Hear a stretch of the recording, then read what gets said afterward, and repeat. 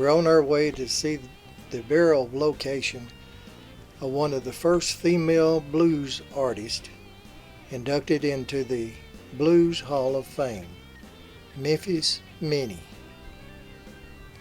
She's buried at the New Hope Baptist Church Cemetery in Walls, Mississippi. Now, Walls is located about 10 or 15 miles south of Memphis, Tennessee, off of Highway 61.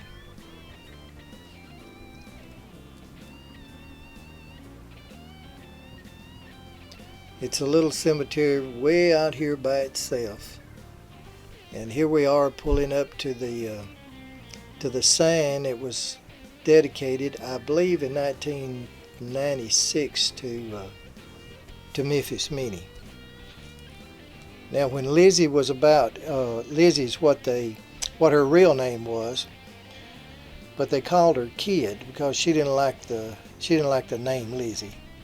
When she was about 7 years old, they moved here because she was actually born in Algiers, right outside of New Orleans, Louisiana. But when she was about 7, she come to this area here. The family moved here, and about a year later, she received her guitar for Christmas, and she learned to play it. And she played the guitar, she played the drums, she played the banjo and several other things, and sang and wrote songs all of her life. Now, according to this sign here, she was one of the premier blues artists of the 1930s and 40s, but she actually went on into the early 50s because she was still going to, even after she come back from Memphis and had retired, she would still go to radio stations down there and trying to get people to encourage youngsters to participate in the blues. And this is Lizzie, and she left home when she was about 13 years old. She went to Memphis. She started playing and singing on street corners, and most of it was done on Beale Street. Of course, that was where all the blues, most of the blues was being performed, was up and down Beale Street. So she become well acquainted with the blues artists there. And she actually performed with just about all the major blues artists in the country before it was over with. Now, on her tombstone here, it reads, "The hundreds of sides of Minnie's recording," and I think it's like 180 or 90, something like that, through her lifetime, are the perfect material to teach us about the blues. For the blues are at once general and particularly speaks for millions, but in a highly singular individual voice. Listening to Minnie's songs, we hear her fantasies, her dreams, her desires, but we will hear them as if they were our own. Now, this tombstone of hers was bought and paid for by the singer Bonnie Raitt.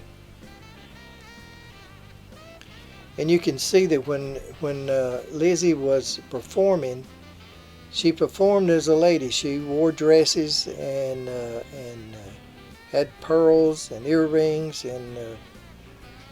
and that was a part of her makeup. The tombstone here says, if you notice the name, it says Lizzie Kid Douglas Lawler. Well, Lawler was her last husband. And of course her real name was Lizzie Douglas, but the family called her Kid because she just wouldn't have them. She wouldn't let them call her Lizzie. She didn't like it.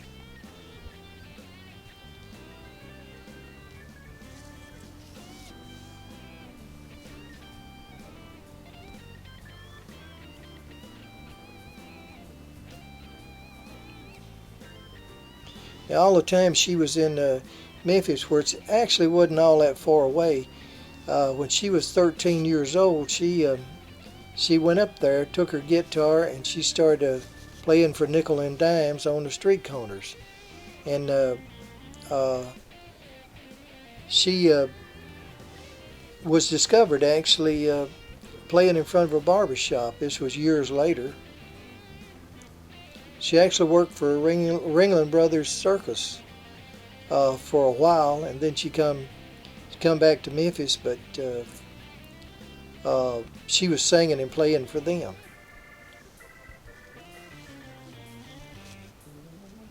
Now this is the Mississippi Delta country, of course, and of course most girls 13 around her age was picking cotton. Well, evidently Lizzie cared more for playing the guitar than pulling a pick sack down the road.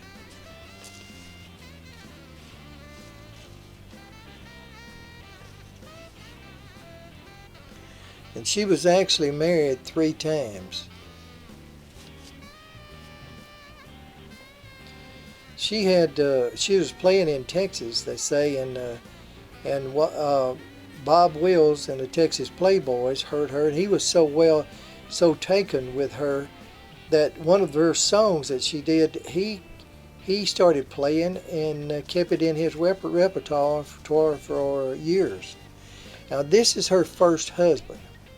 His name was Willie Weldon, and he called himself Casey Bill. And they married sometime in the 20s, but it didn't last very long. Now all of these blues artists, they call themselves by nicknames. Now she married Joe McCoy in 1929, and they say married for about 5 years, and they divorced in 1934. But now she actually became famous while she was married to him. She played and sung with all of her husbands because they were all blues men. And but she was actually discovered by Columbia Records playing with him, and she went to New York to record, and that's where she changed her name to Memphis Minnie. This is her last husband. Now his name was Ernest Lawler, and he called himself Little Son Joe. And they married in 1939, and they stayed married until Son Joe died in 1961.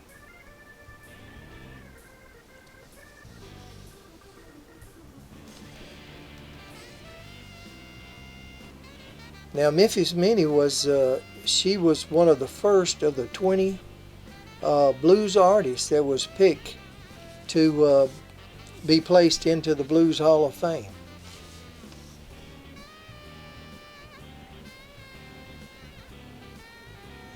Now this is her second husband, Joe McCoy, and they had recorded, although he did the singing, but they both were playing and singing out. But he was the lead singer on When the Levee Breaks.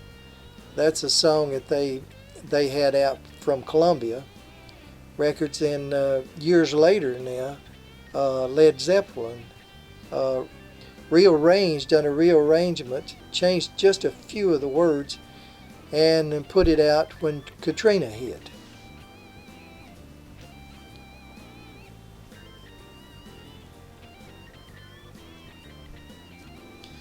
Now she had a rough life playing along Beale Street in different places in towns, but later on, after she became more famous and was making records, they had their own nightclub in Chicago and in different places. They was in just about every eastern major city playing the blues. And her last husband, he played with her up until she had a stroke in 1960, and after that she was in a wheelchair and couldn't really play and sing much. Now this is the cotton fields in Tunica and DeSoto counties that she was so familiar with. Now she was always ladylike. Now this is Memphis Minnie, always ladylike in her performance, but they said that she could fight with the best of them, just like any blues artist is known to be able to do.